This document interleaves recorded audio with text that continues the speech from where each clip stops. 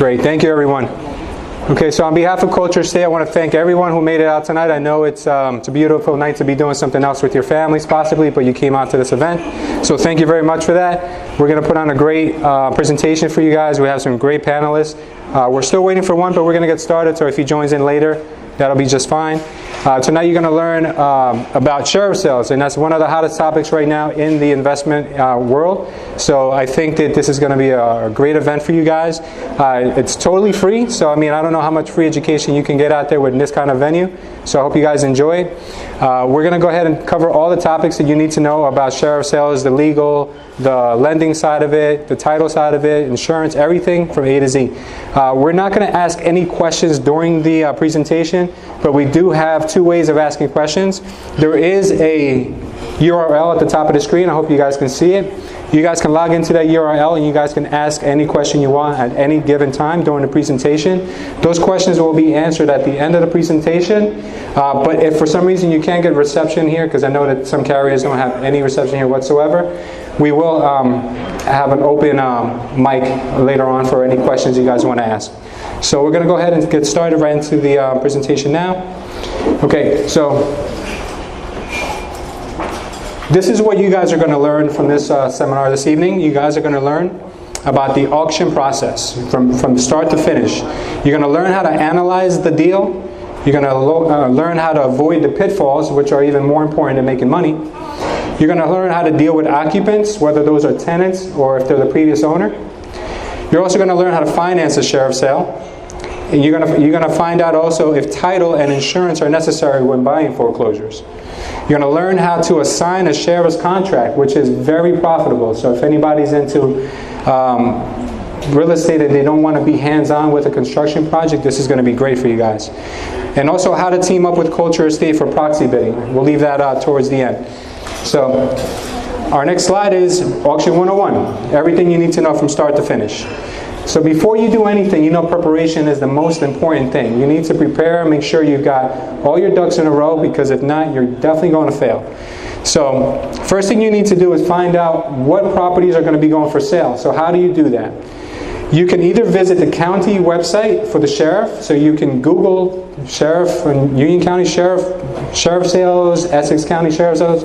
That's one way you can do it, and eventually it'll get you there. But a lot of counties are on this website that you see here, the sales website. That's going to cover the majority of the counties around us, and some counties in Pennsylvania too, but I don't think anyone here does any PA business. But these are the websites that you're going to have to learn how to do. All right, so once you've identified the properties that are going for sale, it doesn't mean that all of them are going to be at sale. It doesn't mean that every single property is going to go that week. They can get adjourned, they can go for bankruptcy, so you're going to learn a lot. You're going to see that a lot of these properties you'll never see again. So then what you do is you highlight 5 to 10 homes that you really like. Properties that are in great towns, good school districts, or maybe multifamily homes if that's your thing. So you find your niche and you find your area of comfort and you identify those properties. Once you have those properties, you want to drive those properties. You want to go and you want to see where they're located. You want to see if they're behind high tension wires, or if it's in a really bad neighborhood, or maybe even caught on fire and Google Maps hasn't even updated the picture. There's been plenty of times, including myself, that I almost made an offer on a house that had caught on fire until someone told me, "Did you know the house caught on fire?" So I stopped bidding right away. So be careful that you need to drive these properties. Okay, make sure that you know they're still there. While you're there, don't get scared. Right? I'd be more scared to lose money than to get out the car and knock on the door. Get out the car, knock on the door, introduce yourself. You never know the person that's going to be in there. Doesn't mean they're going to be mean. They could be a very nice person. They could be somebody who's terrified about losing their house. All you need to do is show them the level of respect that you would want if you were losing your house. So you just explain to them that you may be interested in buying a home if they were interested in working out some kind of an arrangement with you where you can expedite their move, help them with some cost, or maybe they're tenants and they don't know the house is even for foreclosure. So now they're really scared because their kids are in school and they don't know what's going to happen. So we'll talk about that too. So introduce yourself, let them know who you are, and then if you do make a good bond with them, they might let you in the house. If you go inside the house, now you have an advantage over the majority of the people that are going to be bidding on that house, because now you're going to know the condition of the home and you're going to know what repairs need to be done to that house right away. So it's important. Make sure that you talk to these people. And if they're mean, then that tells you stay away from that property. Because what they're going to do is they're going to dig their heels in the property. Unless you're going to steal it, it's going to be a headache. So make sure that you knock on that door, okay? Don't be scared. All right, so then what you want to do after you do that, you want to call the town hall. You want to find out about the following. You want to find out about tax, water, or any municipal lien whatsoever. You don't have to worry about getting an Oprah report in most cities. You can just call and ask, and they'll tell you. They'll tell you some of the quarters of taxes are still due. There might be a water lien. There might, if it's municipal water, and it might be any kind of lien. It might be garbage lien. It might be anything. So you just go ahead and ask. That way you're prepared, right? So that's really important for you guys to get into the habit of doing. Once you've done that and you've identified a few properties that you really want, it wouldn't hurt to do a title search. Just a quick title search on the property to find out if there's any other liens that you may not know about. There could be some federal stuff that could get scary. There could be condo dues that are due. It could be a lot of stuff. So make sure you go ahead and partner up with a good title company or a good attorney and find out about a title search. Then once you do that, you want to confirm that it's the first mortgage that's foreclosing on the house, and that you're going to be bidding on the first mortgage. How do you do that? Good question. If you did a title search, it'll identify which one is filed to list pendants. If you got your mortgage correct, and you can bid confidently without thinking that you're bidding on the wrong mortgage. Now, some of you might say, what do you mean if I bid on the wrong mortgage? Well, guess what? If you bid on a second mortgage and the second mortgage is the one who brought the house to foreclosure, you're still liable to pay the first mortgage. So somebody could be thinking they're getting the deal of a lifetime. I have a client who did that. He thought he got the best deal ever in Bergen County. And now he has the first mortgage position of $300,000 and he still has to be on the hook for it. So it's not good, guys. So there could be a lot of problems with that. So make sure you do your steps properly. Now, what happens on auction day? This is going to be the day where you're going to get butterflies in your stomach. You're going to be super nervous. So I do recommend that you guys, before even going to an auction to bid with your own money, just go for a few months and just learn the process. Get comfortable enough. Make fake bids on your own behalf in your head. Like, I'd go to this number, I'd go to 150, and then if somebody got it for 145, you're like, hey, I would have got that house. That's good. So play around with it in your head for a little while till you can stomach the process of making bids, because it's very high paced, it's very intense, and there's a lot of guys in that room who are intimidating because they just want to bully people out of that room. It's their livelihood, so I don't blame them, right? So what you want to do is you want to make sure the day of the sale that the house didn't get adjourned, because if it got adjourned, you're just going to go and waste your time. So make sure you check with the website. You can call the sheriff, find out if your property on whatever street, if it's still going. If it's still going, great, go ahead and go for it. Sometimes they'll file bankruptcy the same day. You won't see the house again for 6 months, so make sure that you check that out first. Then you have to go and get your checks. You could do this either the day of the sale or you could do it the day prior. If you're going to be bidding on a house that's $200,000, for example, you're going to need 20% due to the sheriff that same day. So that's 40 grand. But what if you don't get the house for 200? What if you get it for 150? Do you want to leave that excess deposit with the sheriff? No, you don't, because you're going to have to bring certified checks. So what you do is you break it down into increments. You'll get one check. Since it's 40 grand, you might want to get one check for 20, one check for 10, one for 5, one for 3, and one for 2. So if you do get it for less money, you can leave the sheriff with just enough. You won't leave the sheriff with excess money that you could be put into work somewhere else. So make sure that you do cut your checks ahead of time, because you don't want to be scrambling and racing to the sheriff's sale, because it's stressful enough as it is to have to be running around and finding out that Chase wants to charge you $10 per check, and then you have to switch to this account to not get charged. It's a mess. So just make sure you do it the day before, or do it real early the day of.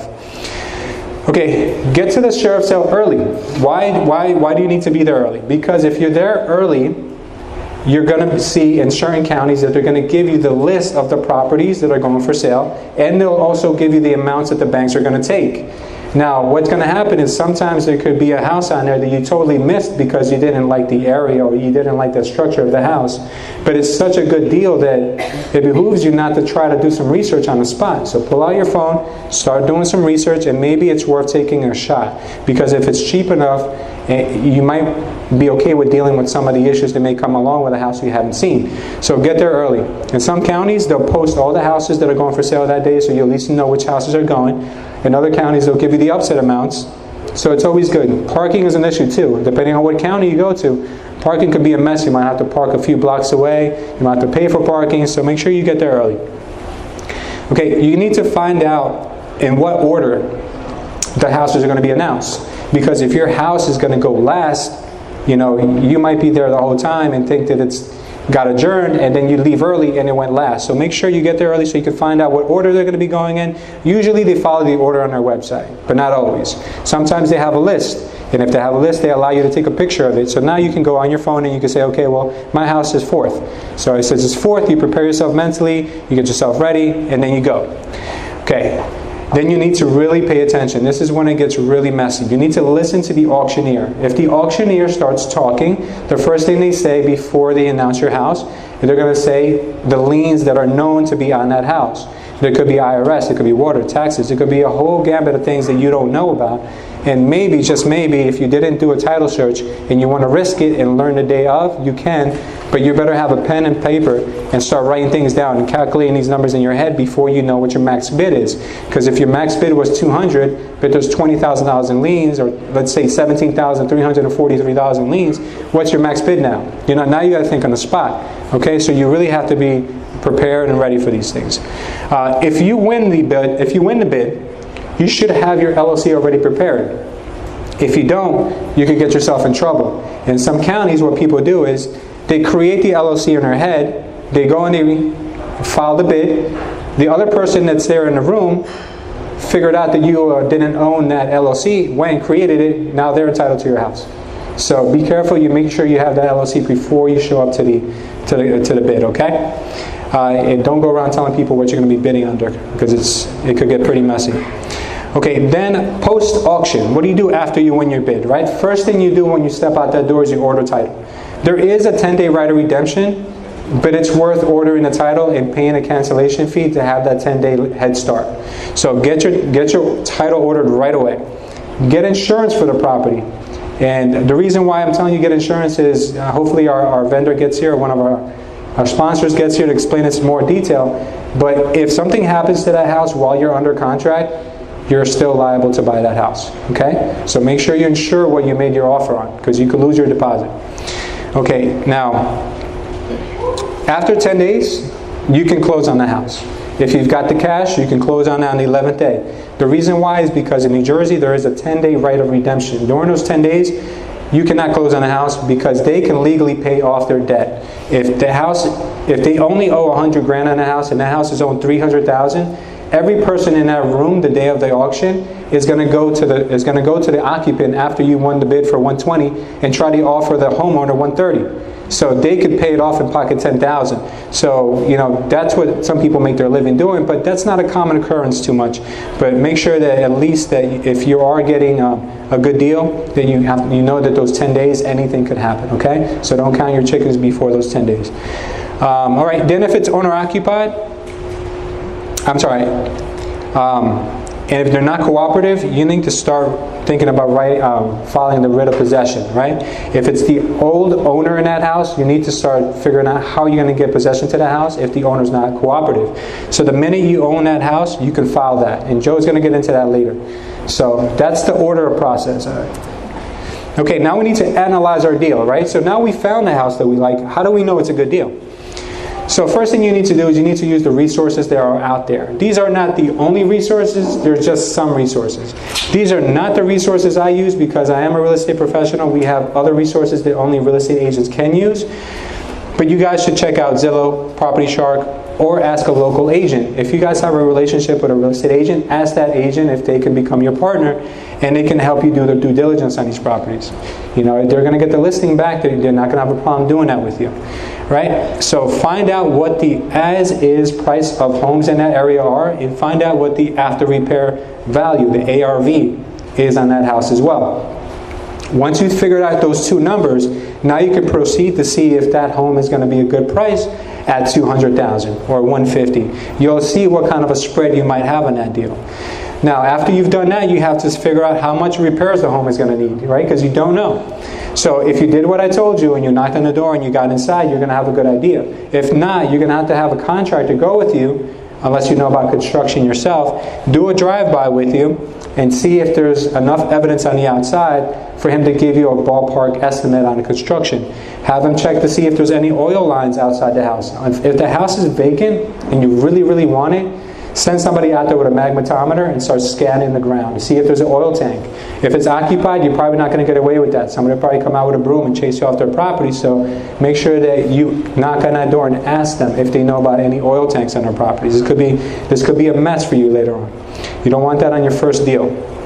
After you've figured out what repairs the home may need, you've got yourself a construction budget, you start to analyze the deal further. Now, I'm giving you guys some quick reference guides, right? What I personally do when I see a home and I find out what the ARV is, I multiply that number by 60%. Why 60%? Because 60% is a pretty decent number for the average price homes that you can still have a decent spread on if the home needs renovations. So I take any number. In this case, I'm going to give an example of 300,000. If I take 300,000 and I use a factor of 60%, I'm getting $180,000. That should be my max bid. That's where I want to be more or less. Is there going to be some wiggle room? Absolutely. If the house is in good condition, you can go up. You know, if you're going to get it anywhere south of that number, it's going to be a good deal. Now, will that number always work? Probably not. There could be houses sometimes, they might have an oil contamination problem, a structural problem that you may not be aware of, but at least the 60% number is going to keep you somewhat safe, okay? You might not have the profit you want, but it should probably keep you safe. Now, next we're going to go over to the profit formula. How do you know how much money you're actually going to make on this house, right? So the way you do it is you take your after repair value, and from your after repair value you have to subtract your purchase price plus repairs plus carrying costs, which a lot of people forget to factor in. Your carrying costs will kill you. Jared will tell you about that later. He's the number one reason.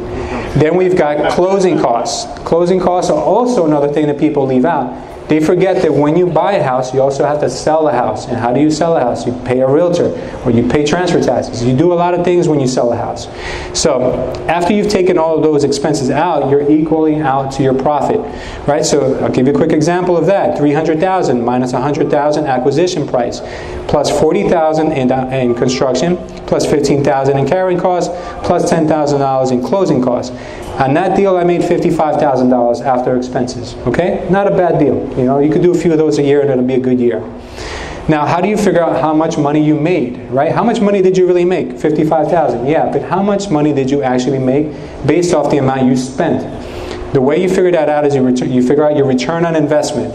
You take your profit and you divide it by your cost, and that gives you your return on investment. So 55,000 divided by the cost. The cost wasn't 300. The cost was 245. 300 was your sale price. So 55,000 divided by 245 means that you've made a 22.45% return on your money, which is pretty good. That's a good number. Anything north of there is a really good deal. You know, so this is how you can start to figure out if deals make sense or not. All right, let's go ahead and check out the next slide. Now, what can go wrong when you buy a house at Sheriff? A lot of things. So I'm going to cover those with you now. Oil tanks, which I spoke about before. How you avoid having problems with oil tanks is by having somebody that you actually trust that does oil contamination remediation. Now, why do I say that? Because you're inevitably going to buy a house with an oil tank. You're going to go to a house, you're not going to find any lines. You're going to go to the basement, it's going to be completely finished, you're going to think you bought the house of a lifetime, and you're going to go ahead and put it on the market. When your buyer does their scan, they're going to find a tank, and it's going to be contaminated. So what do? You find someone that you know you can trust. Now, once you find a person you can trust, now you know that you're going to factor in oil tank contamination as part of your cost of doing business. As unfortunate and as bad as it may sound, because oil has a bad reputation, it's inevitably going to happen. If you're going to want to be an investor, you're going to have to build a stomach for it. So, not the end of the world. Oil tanks sometimes are actually great deals because people are so scared of them that they stay away. And if you have a good person that'll clean up a job for you and won't, take advantage of the situation, then you'll be fine. Not fine, but you'll be okay. Now, next thing, liens, taxes, municipal fees, and association dues. These are things that could be a problem. You need to get your title search done. We spoke about that. You need to listen very closely to that announcer. So once you've covered those two things, you should pretty much cover the liens. You need to call the tax assessor, or tax collector in order to find out if there's any taxes that are owed and how much the taxes are, because the taxes might not have been up to date when you saw that information online. And you need to find out if it's a condo as well, because if it's a condo, if they're not paying their mortgage, chances are that they're not paying their maintenance fees either. And if they're not paying that association, you're going to be liable for 6 months of those association dues. So you're going to factor that into your expenses as well. Now, next thing, buying the wrong mortgage. This is the biggest pitfall. If you buy the wrong mortgage and you didn't do your title search, you can listen to the announcer, and the announcer is going to say one of two things. He's either going to say, this property is subject to or subsequent to. So what that means is, we want $100,000 for this house, subsequent to a first lien position, or if I'm buying this house for $100,000, subject to another mortgage, then you got to know what those two things mean. Now, subsequent means that they're behind the mortgage, which is okay. That's fine. Subject to means that you still have to pay for that. So if somebody says subject to a Wells Fargo mortgage for $300,000, stay away. If they say subsequent mortgages include, which usually they don't, because they really don't have to name those, because they're subsequent, they're behind. So make sure you understand those two words, okay? Know the difference in what they mean to you. Check the tax records before you go, because you really need to make sure that on the tax records you can actually find out if there's more than one mortgage. If you see that there's been 2 mortgages filed on that house when it was purchased, definitely make sure you get a title search done to make sure you know which one filed that list pendants, okay? Then we have to figure out if this home is occupied by tenants or by the previous owner. We need to figure out what we're going to do with them, because they could be pitfalls too. They could hold you up for a long time. I purchased a house that I didn't get to do the work on for so long that I had to refinance it again by the time I needed to start doing the work. And Jared knows, because he did that loan for me. But it could be a problem, because tenants have a lot of rights in this state. And during the winter season, when it's Christmas, you can bet they're going to get extensions all day long from the judge. So if you do have a tenant, make sure you talk to that tenant before you buy to see if you can work something out. If not, they're going to be your tenant for a while if you're okay with that. Now, Joe will talk about this later, but there's a question a lot of people ask about the security deposit, and are you responsible for those security deposits if you bought it at sale? Joe will cover that. Previous owners may not cooperate with you, so that's going to be a problem. So make sure, like I said earlier, you're going to talk to these people. Now, the profitability. Why is this a pitfall? Because we don't know what's going to happen. Next month we could have a financial crisis. Anything could happen. So make sure that you study your financial market conditions before you go into a sheriff's sale and start counting your profit. Right now it's a pretty steady market. Do I know that for sure it's going to be that way next month or next week? No, I don't. But you also have to remember that the longer it takes you to do that rehab, the more the chance you are for the market to change. It could go up or it could also go down. Now the other thing that's going to affect your profitability is going to be your finishes. So if you hire Joe Schmo from Home Depot, you may get terrible finishes on your house. And what happens then? You're not going to get the number that you got from your realtor, because the other homes that he compares your house to were completely renovated by someone who was actually good. And if you pick the cheapest guy, not only may their finishes be bad, but he may not even finish that job when he finds out that he underpriced you. So make sure you get the right contractor as well. Bankruptcy. If somebody files bankruptcy within 10 days of you buying that house, they're going to vacate your sale, or they might even hold your deposit until that bankruptcy is completed. Either one of the two things could happen. So make sure you understand those two things, and if you have any legal questions about that whatsoever, please address those to Joe. He'll answer those, because he's representing a few clients that's happening to right now. Okay, so without any further ado, I'm going to give the floor to Joseph Gachko. He's a real estate attorney and one of the best people I know on this planet. He's going to grab that mic and tell us all about what's going to happen if you buy a house with a tenant or with a occupant. So a couple things I want to talk to you about before I get into the landlord tenancy aspect of this is the taxes on the property and the liens. Real estate taxes, municipal liens for water, sewer. These are all items that are priority items. So that if you buy this property at a sheriff's sale, and there are taxes, municipal water liens, sewer liens, you take subject to those. So Lewis said that you should call the tax collector. It's so easy. You just call the town, speak to the tax collector, and let the tax collector tell you what the outstanding balance of the taxes are. I've actually been at a sale. I bought a property. The moderator said that the taxes were X. We bought the property, and the taxes were actually double X. And we didn't call the tax collector before we bought the property, but we learned our lesson. So it's important that you do that. You want to make sure what you're looking at, okay? Now, oil tanks, Lewis touched on the oil tanks. When you buy a property at a sheriff's sale, you take that property subject to whatever that condition is. You cannot go back and ask the lender or the sheriff to vacate that sale because there's an oil tank, there's a structural problem, there's a roof problem, any type of inspection issue. That's not a valid reason to vacate the sale, okay?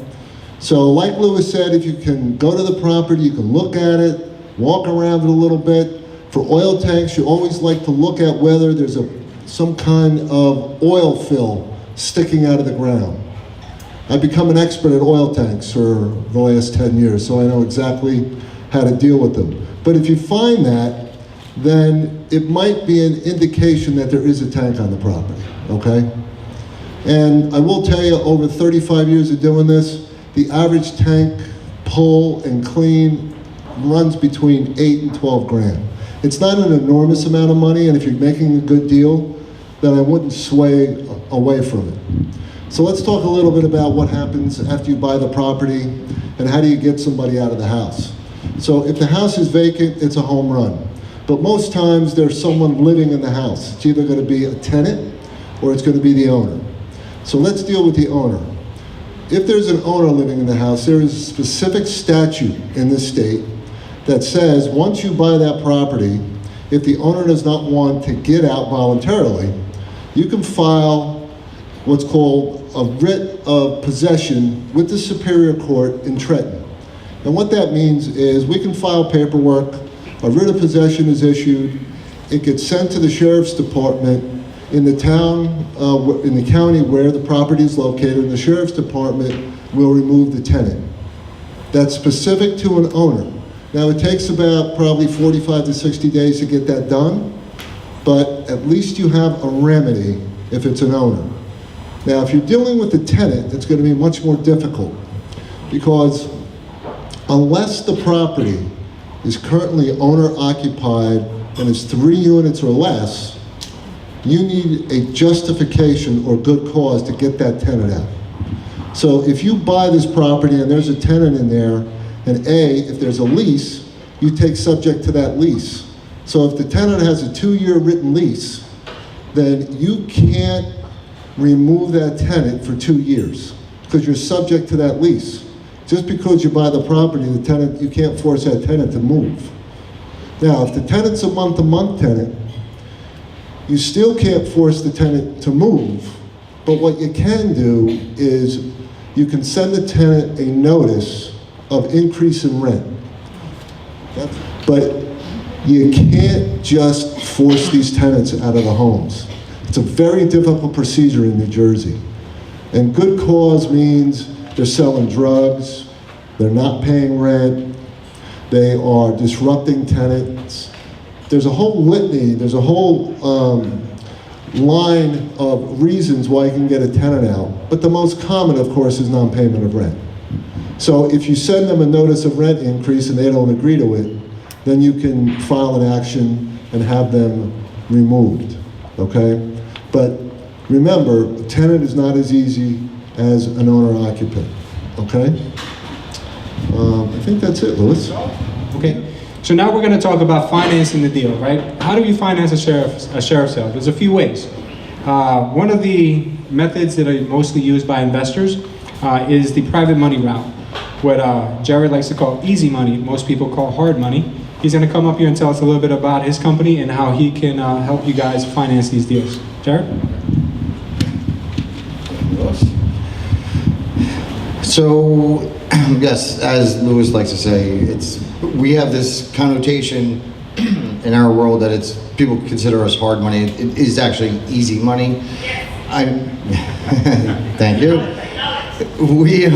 Most of these properties that you're going to see at these sheriff sales, they're non-habitable. I mean, people can't live in there, so you can't go to a conventional bank. You can't go to Wells Fargo and just walk in and say, you ask them for a loan on a property like this. So that's where we come in. So we're the lenders that will come in. So when you put down the 20% on the property, we will, you have about a 30-day period. We'll come in and we'll fund that 80% for you. Now, there's a lot of things that have to happen in between those 30 days, like what we were talking about with when you have tenants, and we have to get an appraisal on the property, and that's always the biggest issue, is getting the appraiser into the property if there's a tenant in the property. But if it's vacant and if there's a lockbox, it's no problem. I mean, we could fund a loan in, if we had the appraisal and title came back and title was clean and all that, we could fund it in 2 weeks for you. So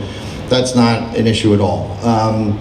Now, also the difference between us and what you're going to hear from Landy in a minute is our rates are a little bit higher than the conventional rates. Just a little bit higher. So we start at the 9%, 8.99% range, but that's honestly for experienced, people that have done this before, and they know what they're doing. They've done maybe 3 or 4 flips before. We do go as low as 10% down. So if you go to the sheriff's sale and you put 20% down, we would and then we funded you, we would give you back that 10%. So, and then what we do is we'll finance 100% of the construction cost for you. So now the construction costs, that's a whole other thing, but the construction cost is a big part of it, because let's say you bought something for $100,000 and then you put 20,000 down. Now you're waiting for the 80 grand from us. We give you the $80,000. You need $50,000 in construction. You need to have and then what we would do is we'd break it up into draws. So we'd do like 10, 20, 20. But you need to have the money to do the draw first. And that's a big misconception about the draw schedules that most people don't realize. They think that we're just gonna give you 50 grand and there's $50,000 to do the work. That's not the case. So what we do is we break it up into draws. You need to fund that part yourself. And then we send an inspector out there, costs $150. He goes out, sends us pictures, shows us that it's done. Then we'll reimburse you, and then you start your second draw, and it works, second and third. We do the assignments. So like Lewis was talking about before, there's a lot of people that go to the sheriff sales, they buy them, and then they put assignment fees on them. So what they'll do is there's guys that don't want to close on them, so they'll add 10,000, 20,000, 30,000, but the numbers still work. As long as when we get the appraisal that the as-is value comes back no higher than what was paid at sheriff sale and the wholesaling fee, and as long as that equals the as-is, we don't care about that. So don't be shy. If someone came to you, if a wholesaler came up to you and said, "Hey, look, I have a deal," and presented it to you, and you see him making 20, 30 grand, that's not a horrible thing. I mean, if you're buying it at the as-is value, that works for us, and we don't have a problem financing things like that. So the next day refi. The next day refi, in the conventional world, we are the non-conventional world. On the conventional world, there's a seasoning rule. So you can't sell a property within a certain time period, let's say 90 days or 6 months or whatever it is. If someone else bought a property and you wanted to buy the property from them, you could buy it from them the next day. So we don't have any problems with that either. You always have to close, we prefer you to always have to close an LLC. Most people, if they want to buy a property, they'll form an LLC, 123 Main Street, LLC. We can do it in, in your personal name. We don't prefer it, but sometimes people make mistakes and the first timers maybe, and they buy it in their personal name. We can do it. We just, we'll tell you the next time, buy it in LLC. So the bottom line is that when you put the 20% down at the sheriff's sale, we will get it done within that 30-day period. So you do not need to come up with that 80%. So again, as long as we can get into the property, we get the appraisal, and that's the most important part. I mean, like Joe was saying, you just have to get into the property, and there's some very creative ways to get into properties and stuff. I mean, sometimes if there's tenants, I've seen situations where there was a tenant in there and the tenant wouldn't let someone in, and the appraiser's trying to get in, and they gave him like $200, the tenant, to come in, just take some pictures and let the appraiser in, and we got the pictures, we got the appraisal, and it worked. So that little things like that, there's little tricks of the trade to get into these homes, but that's really the most important part. So when we say we fund sheriff sales, we do fund them, but the most important part, that appraisal, we do have to get in there for the appraisal. And then if you're a first timer, if it's the first time you've ever done it, I mean, honestly, we go up to 10% down normally, but we like you to, just on your first time, put 20% down. We will give you 100% of the construction cost. The rate, it's not going to be the 8.99 on the first time. It might be a little bit higher, maybe a couple points higher, but that's it. But your goal with us, I mean, it's not to stay in the loan with us. Your goal is to get in and out. Your goal is to buy the property, get in, get your construction done, get it listed, and get out. And that's it. And then, honestly, if you were paying 12%, it's not that much of a difference over if you got in and out in 3 or 4 months. It's not that much of a difference. So that's kind of it. If anyone has any questions after, we'll be here.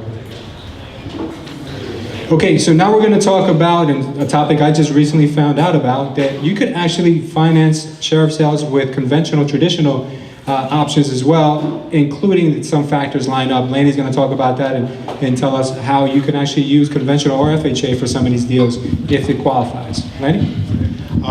Some of these products will apply to some of your end buyers, some of your investors who handle a lot of the people that are going to be buying the properties that you've repaired. You can use some of these products to purchase right from the auction, and I'll give you some details on what's going to work best. These are traditional, conventional, and FHA products, so the rates are much better. They're longer term loans. These are built for properties maybe that you want to buy and hold, not necessarily loans that you have to get out quickly, because they are 30-year fixed programs for the most part. So the home style renovation is one that we've seen a lot of success with in the auctions, because similar to the product from First Equity, you can finance an investment property, single family only, up to 85%, and you can include the cost of the renovation, okay? So let me give you some detail about how that works, and how maybe that'll work with your timeline, maybe not, okay? That product requires you to have an outline of all of the work that's gonna be done. So if, in an example where you need $50,000 in renovation, the property is $200,000 at the auction, we'll give you 85% of that $250,000.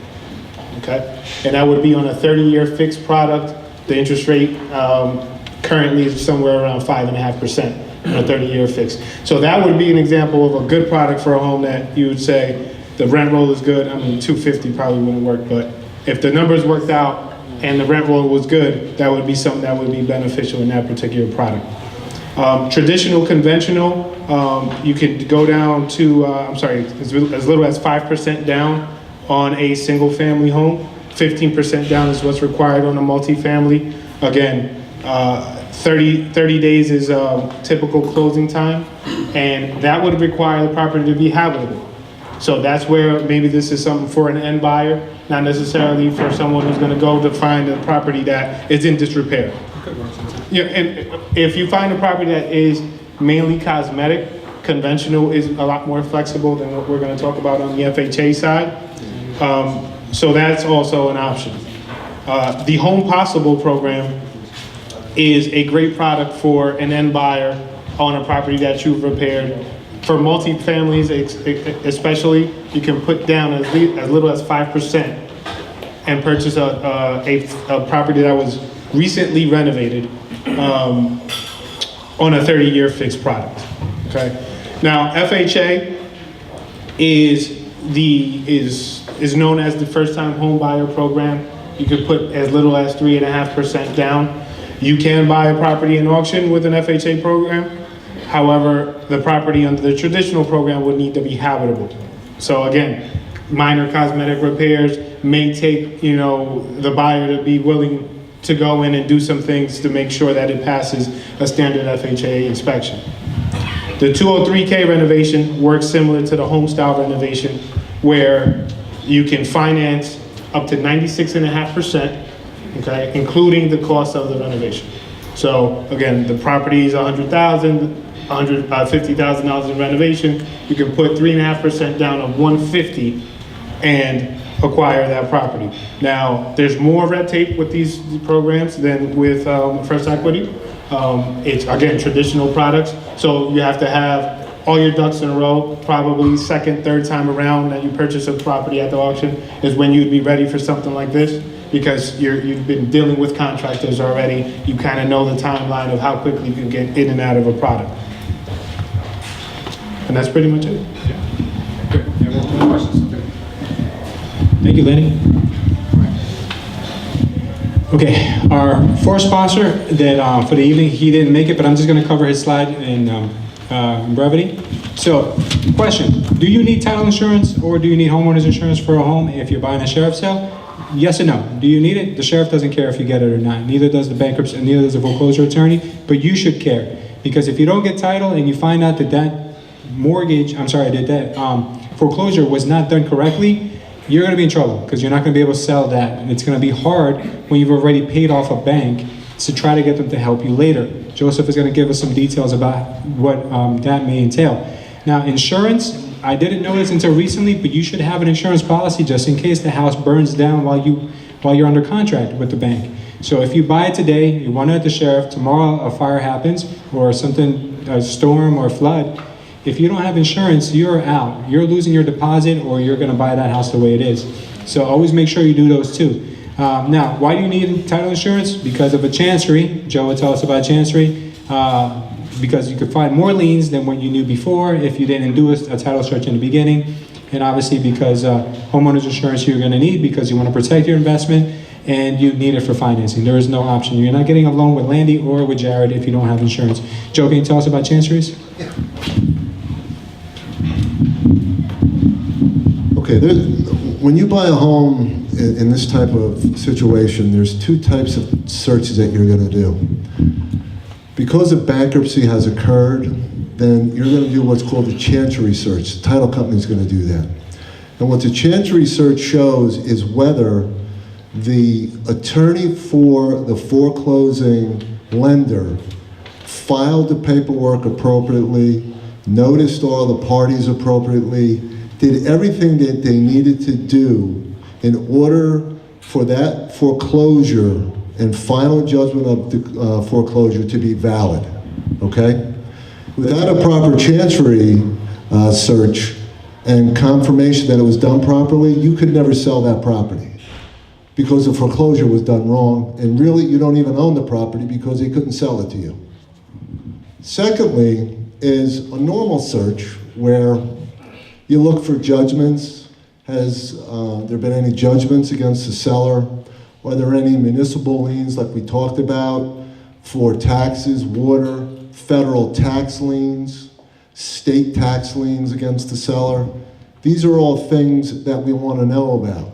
Now that search is normally done if you're willing to pay for it before you go ahead and buy the property. That will tell you exactly what liens, judgments, any type of impediments to title you may face when buying the property. So there's two aspects. The first is you got to get that initial search done if you can, so that you know what you're looking at. Once that's done and you buy the property, then you do a full search, which is the chancery, and if that's not valid, you can still get out of the deal.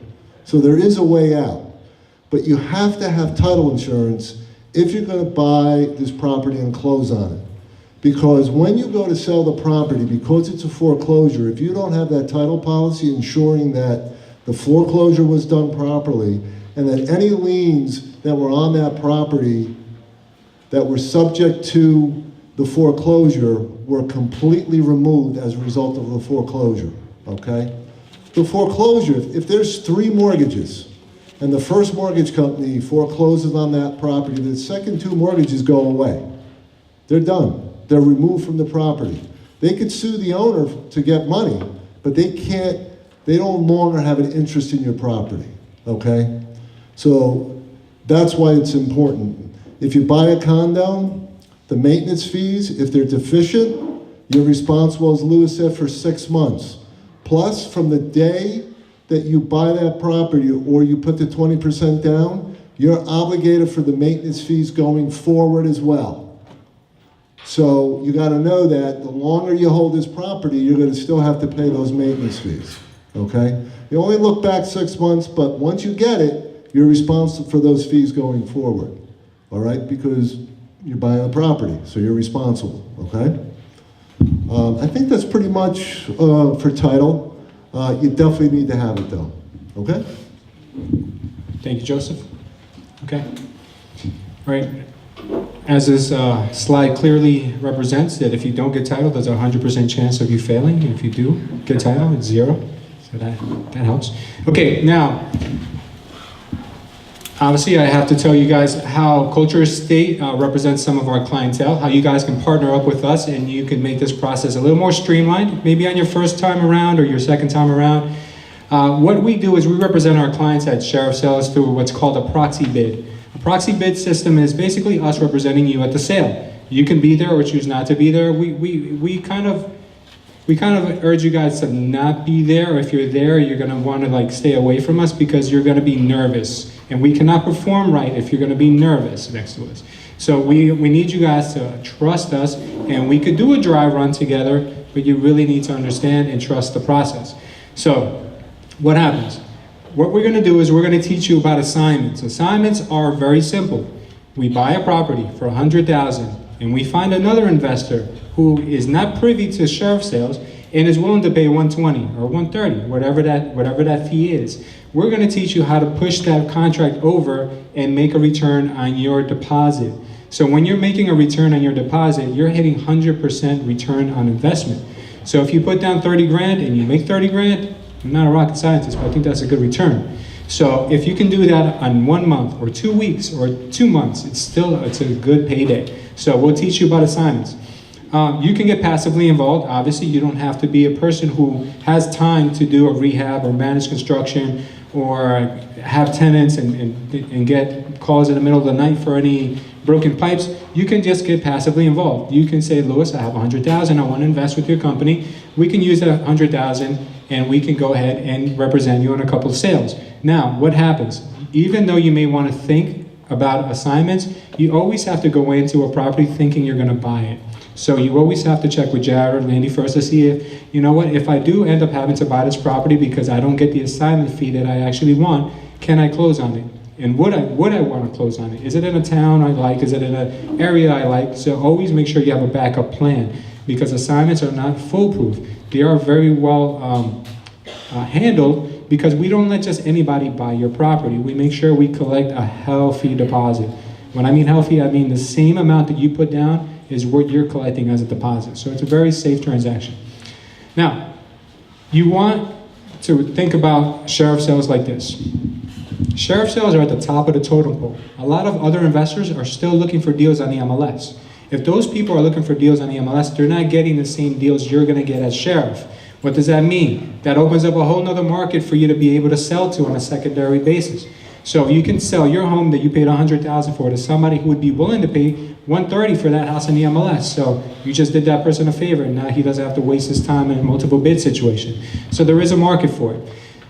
The counties that we're currently servicing right now are Union, Essex, Morris, Hudson, Bergen, Monmouth, Ocean, and Somerset. Some of these counties are on fire. So if you think you're gonna get something there, you better be patient. Because we don't just buy anything, we make sure the deal works. If it doesn't work, we're not buying it. It's not gonna make sense. When we have a number agreed with you guys, we're not going a penny over unless we have it in writing.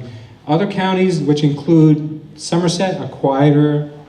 Middlesex, it gets packed, but not everyone's a bidder. So you'll start to see that some of these counties you can probably do better in because there's not as much competition, but there's also not as much demand. So it's almost, tick for tack. So these are the counties. These are the most populated and popular counties. If anyone has a question later on about a separate county, you could always ask me. We could always get involved there if you need us to, but normally these are the counties that we frequent. Okay. Last thing I have to say is if anyone in this room is thinking about getting a real estate license or is a real estate agent and wants to work with the best real estate company in the entire world, visit us. Visit us at culture.estate. And before we end our presentation, I do want to introduce our last panelist who just barely made it. I'm sure he probably had a lot of business today. Lennon, come down. I'll introduce you. Good evening, everyone. Sorry that I'm late. Got stuck in traffic. My name is Lenin Paredes. I am the owner of Hometown Title. We are located in Elizabeth. We work very closely with Culture State. We've been in business for 11 years. We do a lot of title work. We specialize in foreclosure, short sales. We work with a lot of investors and attorneys. And pretty much, I'm sure title is pretty boring, so I'm not going to talk too much about title. Unless you guys have any specific questions. You'll get the questions. We're going to go to. Thank you, Levin. Just grab a seat. We have a chair for you right there. Okay, if anyone's interested in real estate, again, culture.estate, that's your website. I'm going to need one of our beautiful real estate agents, any one of them, they could hold this mic and pass it around the room in case there's anyone with a question. We're going to jump into Q&A. Need a volunteer? Okay, guys, there's a link, a URL on the screen. If anybody has a question, you can ask it there. I'm going to check there as well. And if anyone can't get service, raise your hand. Lynn will bring you the microphone. I'll start with the room first. How many years of tax returns do you require when you do the loans? So on our side, and I knew this was going to come up because there's two different type of lending, and everyone's probably a little confused on why, what the difference is between, the first equity side and Landy's side. But our side, we are, for one, we ask for the tax returns, but we don't look at your debt to income. We don't care about what your income is. It's not about debt to income ratios. For us, it's about the asset. We're an asset-based lender. So we do ask for 2 years to answer your question, but we just want to know you file taxes. We just want, because a federal tax lien would supersede our lien if they ever found out. So to answer, 2 years for us. But again, we don't look at the debt to income at all and all that. We also require 2 years, and we do look at it. That's why we're so much more expensive than his. No, I'm just kidding. That's why his rate's double. But they do close quickly though. Louis, so can you get insurance before closing? What type of insurance? The homeowner's insurance. You can purchase a policy, you just cannot file any claims. So in essence, you don't have any. And I guess, can you clarify a little more? Is it title insurance or property insurance? The property, because Louis mentioned that it's very important to get insurance like right after you pay the 20% or 10% down. Okay. For the sheriff, in a sheriff transaction, yes. As soon as you put the bid and you are the winner, you actually have equitable title. So yes, to insure the property. Remember, you're not buying a regular property where there's a seller that's taking care of things until you go and pick up the deed. You purchase the property today and the property could be in good condition. Should something happen to the property, if it's uninsured, you're still buying the property. So yes, you can insure it, and that will be the right way of doing it. You have equitable title, and as long as you have the policy and it's the correct policy, you will get coverage. And I just want to ask a question. So that means if the house burns down, are you covered? Yes. So the answer is yes. The question is, if you have to create a company before you ask for a lender to ask for a money, before you ask for a loan. That's basically what it is. Question is, do you need to open an LLC before you make an offer on the house? Answer is absolutely, because there is a lot of fraud going on where people are finding out about the LLC that you purchased it under, and if you haven't paid your balance yet, they can show up. And this happens in Essex County. They've actually shown up and they've picked up your deed because they found out the LLC you were using and they played it off like they were you. So now they have strict rules, which you're the only person that's able to pick up deeds in some counties.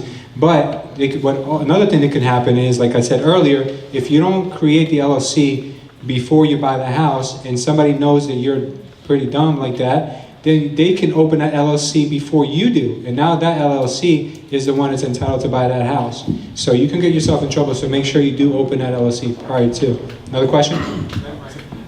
Suppose you guys are late with the financing. Can you get an extension under 30 days? Question is, can you get an extension on financing? Yes, you can get extensions. Usually the sheriff wants you to close within 30 days, but I have seen them go a few months. Now, do they like that? No, you will get letters stating that they're going to file a motion. And if they file a motion, you could lose your deposit. Do you get that deposit back? Not unless you kick and scream and somebody else buys it for as much as you did or more, but then you're still out some fees from the sheriff and some extra fees maybe from even the attorneys. So yes, you can get extensions, but they don't like them. And interest too, and all the interest that's accrued. Okay, another question. Can you explain subject to versus subsequent to again? Subject to means that, I'll give you an example. There's one mortgage, two mortgages, three mortgages, okay? So the second mortgage is the mortgage company that foreclosed on the property, okay? So what that means is, if you go and you bid on the property, you buy the property, that first mortgage is the first priority. That means that you take subject to whatever the balance of that first mortgage is. Okay, so the second mortgage may be 100 grand. You're paying 100 grand for the property. You're happy, but you get the sheriff's deed. You still got to pay off that first mortgage. That first mortgage doesn't go away. The third mortgage goes away, but not the first mortgage, right? That's correct. Let me just say one other thing too. When you buy at a sheriff's sale, you have to pay a realty transfer tax when you pick up that deed. And it's based upon the purchase price. So if you're paying $300,000, you may, what would you think, $2,500 for realty transfer tax? So in addition to paying the purchase price, you've got to pay that realty transfer tax of approximately $2,500. Okay, so you know. That's in addition to whatever you paid for the property. And if you want to get involved as a passive investor, Correct. How can you get into more details how you will be able to assist us? Sure, I'll give you a quick rundown. I'm not going to spend too much time because this is a good conversation to have one-on-one with one of our agents. But what you would do is basically this. You come to visit us in our office. Together we look through the list. We pick some properties that you like by the areas. And then what happens is when the day of the auction comes, we've already had our due diligence done. We found out more about the properties. And then we are ready to rock and roll on day of the sale. What we need the day of the sale is we need the checks the day before, so the day of the sale, we can go ahead and do all the rest of the research without worrying about going with you to the bank or picking up checks from you at some location. So and that day what we do is we go and we know we have our numbers set with you guys, and we'll bid on the properties on your behalf. Now, we will not go over unless we have a message from you, either by text or email, stating, Louis, I'm okay to go to 165, I just changed my mind. And we will keep you posted live while the bids are coming in. So as I'm there, I'm texting my client, 165, 167, 168. And he's like, wow, I never expected to go this time. All right, go 170. You know, if I have it in writing, we're going higher. And then once we get the winning bid, if we win, then we'll fill out the paperwork in the name of your LLC, and then you got yourself a house. It's as simple as that. Where are you guys located? In Scotch Plains. Gotcha. Yeah, but we have agents in a few different counties, so wherever you guys need to go. Liam, I think there's a lady right here. Any question? If a property is not sold in sheriff's sale and went back to the bank, and I'm interested in it, would you go and look at that property for me? We Okay. can deal that property for you. Okay, so if the house didn't sell at sheriff's sale, it's probably because it was overpriced. So it went back to the bank. There's, a while back, I know there were investors that used to send offers directly to the foreclosure attorneys. Some foreclosure attorneys will present that offer to the bank, some say no. My job stops at the foreclosure process. So you can still submit an offer to that foreclosure attorney and keep your fingers crossed that it might get to somebody who might say, you know what, okay, we'll deal with you. Or if not, most likely nowadays what I'm seeing is a lot of homes going to secondary auction sites like auction.com, Zone, Hubzu. There's a whole bunch of them now. So more than likely banks like those because they're getting more for their houses. If they're selling it just to you, they don't feel they're selling it to the open market. So it's just, you just have to be vigilant after that. I would go in and check the other websites and just see if you can build yourself a search criteria. So if that house ever comes up, you'll get an email. And then also have your real estate agent do the same thing on the MLS. Build a search criteria. And if that property comes up, you'll get an email. So that's the only way you'll ever keep an eye on that house. Okay, any other questions? Would someone be covered if the oil tank remediation? Would you be covered if you bought title and or homeowners insurance after putting the 20% down? Okay, his question is, if you buy a house with an oil tank and there's contamination, are you covered with any insurance? Lennon? No.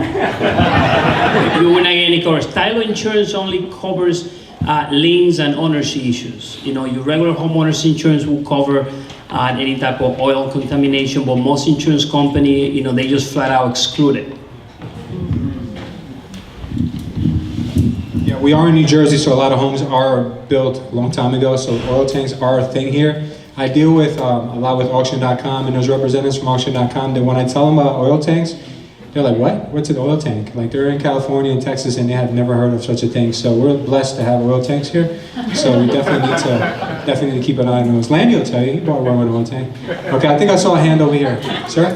What's the fee structure for proxy bidding?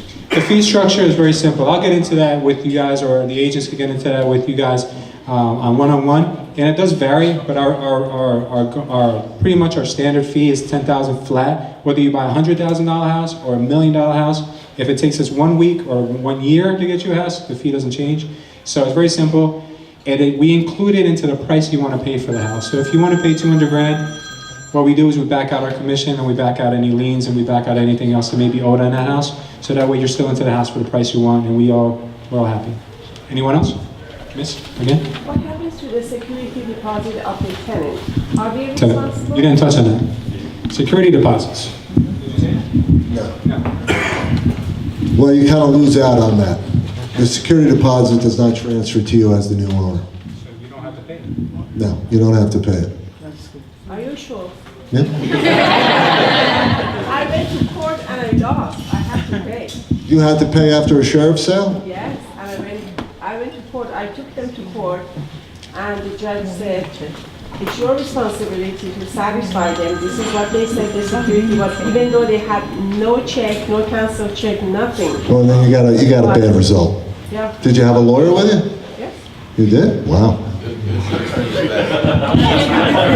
I think the lawyer and the judge were in on it. They split your money. I'll call you next time. Yeah, you should. Agnes, my favorite. client in the world. Yes, Louis, Yes. how about the foreclosure fee? Foreclosure fee. Yes. What is that? When I went to the city to get my things done, they said there's a fee. Oh, on the vacant house. home fee is what you're saying. No, they said foreclosure fee that I had to pay. The per diem? The city hall. The city hall, because you're trying to get a CO. Is that what you're saying? Yes, I was trying to So get there's a a vacant home, in a lot of cities what they're doing now is a vacant dwelling fee that should have been paid by the bank while the home was empty. So what happens is you're supposed to register a vacant home with the city. And if you don't, there's some steep penalties now. I think they're like $2,500 for every year you don't register them. So I actually bought a house once and I had to pay $5,000 in vacant dwelling fees just because I didn't know what they were. And they just popped up and it just happened to be right when he started doing them. Nobody understood them, but they knew they had to collect on them. And you can't negotiate them. They have to get paid. So when the announcer is announcing, they're usually announcing that as well. So pay attention, okay? They're usually gonna be on title too. Lena, have you seen them on title? I know it's a thing in Elizabeth now. Yes, I see. Do you see them on title? Yes. Sometimes they could be waived. Do you offer a quick rundown for people who buy at sheriff sales? Unfortunately, there's Just a title search. there's nothing quick. I mean, it's just a regular title search. We need a What transfer report. is your fee for that? It's $500. Okay, average. 500 for a title search. No, just title search, not for chancery, just title search. It does include some transfer. No, without chancery. If they wanted to just get a title search before the property, before they make an offer, how much could they get that for? $300. Okay, so with $300, you can get yourself a full title search. You'll find out everything about the property before going to sale. We have two questions that we got in through the site. How far in advance do you start your prep work for what for that week's auction? Well, it depends on when our client comes and sees us. Usually, we don't start any further out than 1 week. I've done as little as on the spot in the actual sheriff's sale because I have the ability to research things pretty quickly myself. But I don't recommend that unless you guys trust us 100%. But those deals can be the best ones because those are the deals that nobody is waiting for. Nobody has researched and nobody even knows what address that is when it gets announced. So you can make a really good profit on those deals.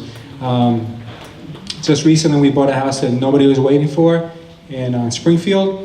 It came up, 2 seconds later I'm on my computer. I looked at Lim looked at me and I was like, this is the one, let's get it, let's go. So everyone was confused and if the announcer would have been quicker, we would have made out like a bandit, but a couple people caught on in the room, but not too many, so those are good ones. Now the other question is, what are the guidelines for 100% construction loans as far as the LLC goes? So 100% construction for the construction part of the loan, we lend, I mean, if there was 20% down and we would lend 100% of the construction cost as long as the after repaired value does not exceed 70%. So if the property, you know, if, let's say it was the after repaired value is $100,000, the max we would give with the initial loan and the construction would be $70,000. That would be the max that we would do. So, but guidelines, I mean, guidelines in general, I mean, we'll do from 580 up on FICO score. Income, like I said before, we don't look at the income or your personal income. We don't look at it, we don't factor it into the deal. Well, we just look at the deal itself. Whether the deal you buy it at the right price, you know your reno budget is good, and then we'll give you 100% of the construction costs. And you really don't even, 70% is even high. You really kind of want to stay around 65% of the after repaired value. And that's what we'll lend. I mean, when you start going over 65%, there's between fees and your carrying cost, and that's just not our carrying cost, that's taxes and insurances and all that. It starts eating away, and depending upon the market that you're in, days on market, if it's over 150 and it hits 180, and it starts eating into your profit. So I would say 65% max ARV is where you'd like to be, and just so factor in that whatever you're putting down, if you put down 20%, then that 80% will fund 100% of the construction as long as it does not exceed we go up to 70, we like to stay at 65. Closing costs, yes. Yeah, closing costs, yeah, I mean, they're typically, the one thing that a lot of people don't understand is that, as a lender, we have an attorney. Our attorney does a lot of work, right? So there's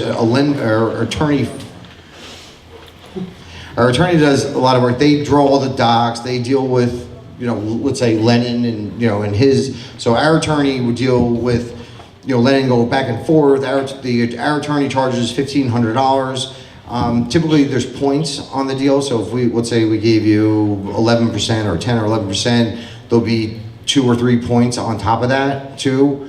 The other fees that are associated with that, you have. But actually not that much. I mean, there's maybe an application fee and run credit and background check, and that's it. So those are really all the fees that are associated with it. On our end, the title companies and attorneys are the ones that sometimes seem to have most of the fees. Okay, guys. I wish I could charge 2 or 3 points. Okay. All right, guys. If you guys have any other questions, we have a room full of real estate agents from Culture Estate. We have our panelists here who also have tables up there. I really thank everybody. I'm sorry it went over the time that we allotted for this. There's some really great food up here for you guys. Really appreciate everybody coming out.